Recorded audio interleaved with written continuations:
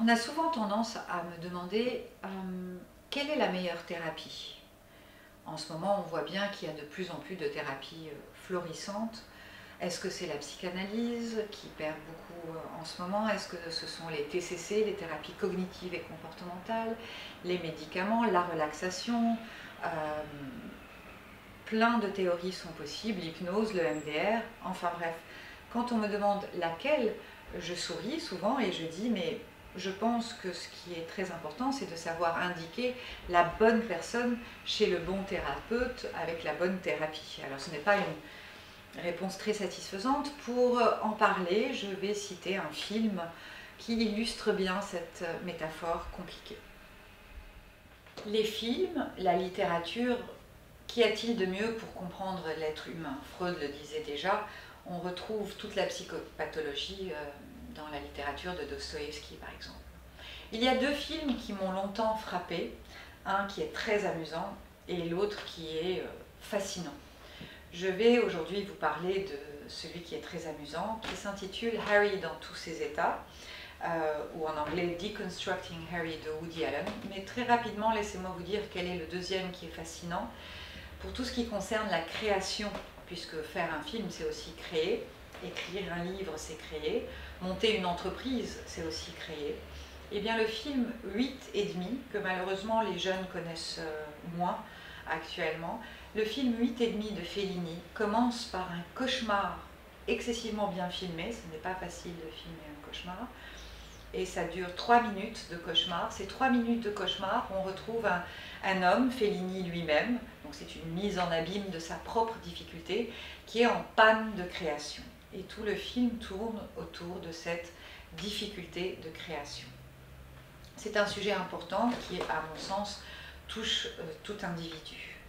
Mais revenons à ce film très amusant et très représentatif de ce que pourrait être une psychothérapie au sens large, quelle que soit finalement la médiation thérapeutique utilisée, que ce soit la thérapie cognitive, comportementale, psychanalytique et autres.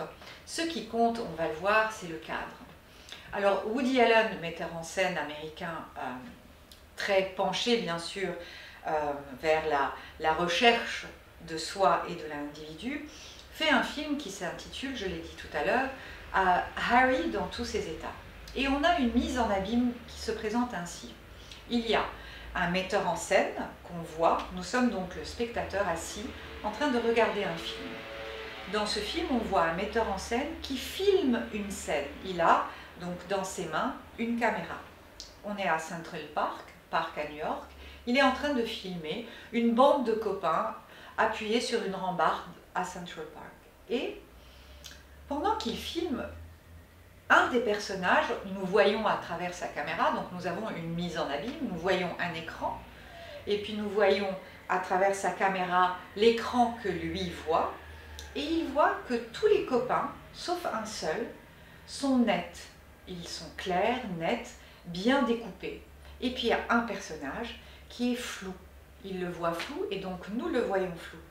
Nous voyons le metteur en scène essayer de recadrer, de zoomer, de bouger même la caméra pour essayer de rendre ce personnage clair et net dans l'image. Et il n'y arrive pas. Alors on voit le metteur en scène sortir son œil de l'objectif de la caméra, et lorsqu'il les regarde comme ça, il se met de côté, donc il ne regarde plus à travers la caméra, il les voit, et très amusant, il voit tous les personnages clairs et nets, mais il y en a un qui reste flou. Il regarde à nouveau, puis il revient et il est flou. Cet homme est flou dans la caméra et il est flou hors caméra. Et là, il arrête de filmer, il dit « j'ai un problème, je ne peux plus vous filmer parce que Harry, il lui dit « Harry, tu es flou, je te vois flou ». Et Harry de répondre « mais je me sens flou ». Plus exactement, il dit « je me sens out of focus », c'est-à-dire je ne suis pas en état de focus, je suis hors cadre, je me sens hors cadre. Et il est effectivement hors cadre puisqu'il ne rentre pas dans le cadre des autres, il n'arrive pas à être comme les autres et en plus il se sent flou. J'ai envie de vous dire que cette métaphore de se sentir flou et d'être perçu flou par les autres peut illustrer à différents degrés toute douleur psychique, toute pathologie, toute souffrance que peut avoir un être humain à un moment donné de sa vie.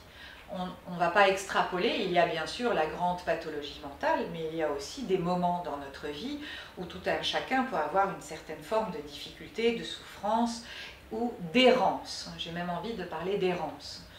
Peut-être que Harry ne souffrait d'aucune grande pathologie, mais qu'il était à une phase de sa vie où il se sentait, comme il le dit si bien, flou. Il ne se sentait pas en état de cadrage possible. Et ce qui est intéressant dans cette métaphore utilisée par Woody Allen, c'est qu'il montre à quel point non seulement la personne peut se sentir floue et donc mal à l'aise, c'est cette métaphore du mal-être, j'ai envie de dire, le côté flou peut être représenté par ce, pardonnez-moi, peut-être identifié par un mal-être, et bien ce n'est pas seulement la personne qui le reçoit, mais l'altérité, c'est-à-dire l'autre qui le perçoit aussi.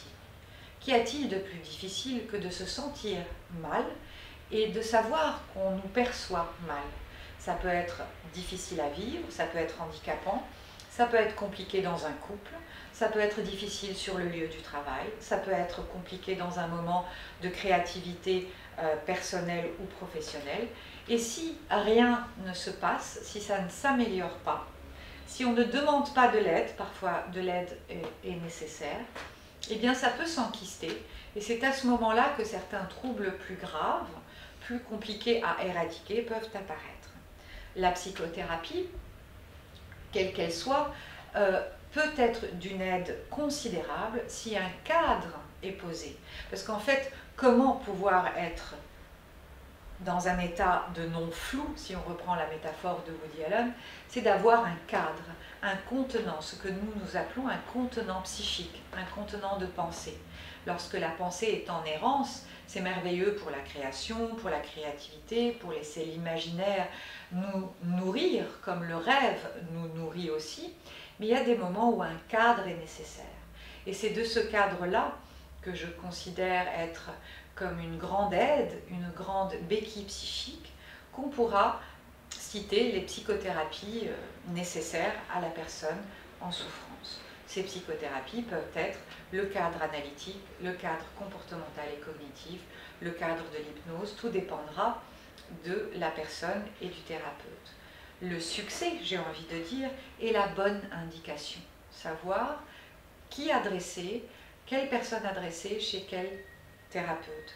Et que ce thérapeute ait un cadre nécessaire pour pouvoir rendre la personne dans un cadre assez contenant, un cadre de confiance, pour que ce mal-être, ce côté flou, puisse s'épancher, déborder avant de se construire et d'être dépassé.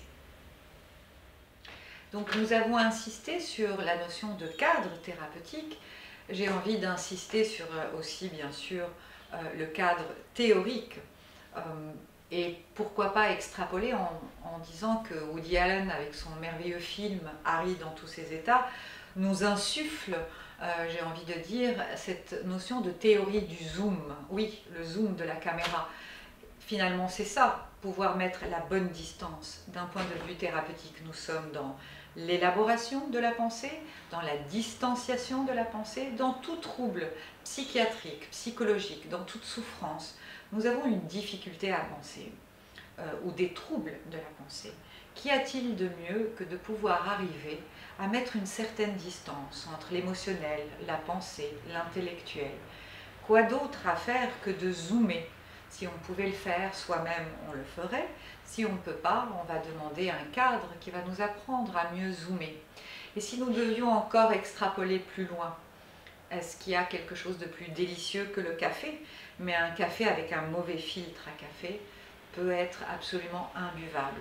Nous pouvons avoir des ressources fantastiques, mais qui font qu'à un moment donné de notre vie, à cause d'événements, d'incidents compliqués et douloureux, nos capacités peuvent être embrouillées, enquistées, difficiles à rebondir. Eh bien, un bon filtre à café va pouvoir rendre notre café, qui serait notre mécanisme de défense opérationnel, de plus en plus favorable, de plus en plus fluide, de plus en plus agréable à vivre.